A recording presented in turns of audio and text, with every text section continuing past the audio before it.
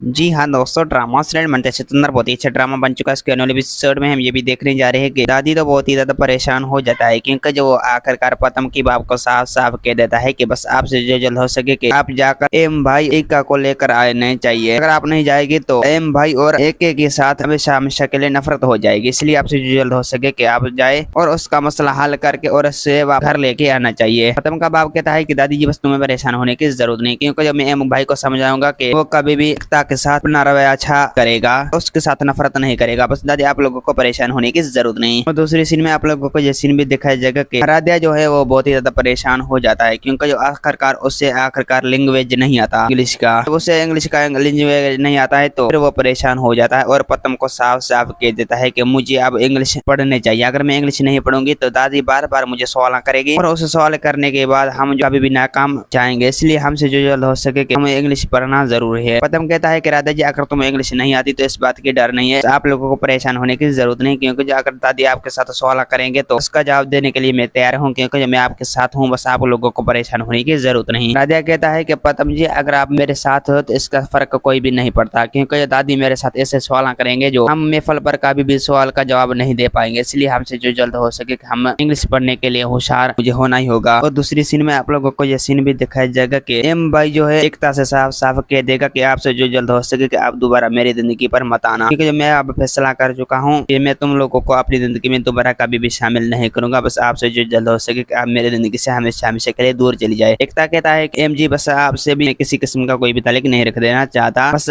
मैं आपसे हमेशा हमेशा के लिए दूर रहना चाहता हूँ। एम कहता है कि एकता यही बेहतर है कि आप मेरे साथ अभी भी नहीं रहना और मेरे जिंदगी से हमेशा हमेशा के लिए दूर रहना, यही बेहतर है। एकता कहता है कि एम आपसे जो जल्द हो सके आप मेरी जिंदगी पर दोबारा मत आना, क्योंकि मैं आपके साथ कोई ताल्लुक नहीं रख देना चाहता। दोस्तों उम्मीद है कि मेरा वीडियो आप लोगों की अच्छी लगी होंगी। वीडियो अच्छी लगी तो वीडियो को लाइक और चैनल को सब्सक्राइब करना। खुदा हाफिज़।